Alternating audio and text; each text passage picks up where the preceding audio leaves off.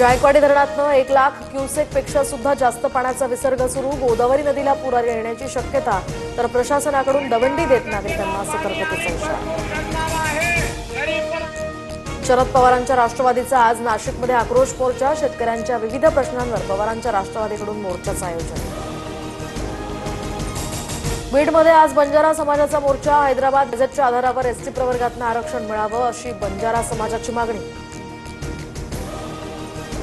Hyderabad gadget संदर्भातील JR बाबतच्या याचिकेवर मुंबई हायकोर्टात आज सुनावणी, तर सरकारच्या भूमिकेकडे आता सर्वांचं लक्ष।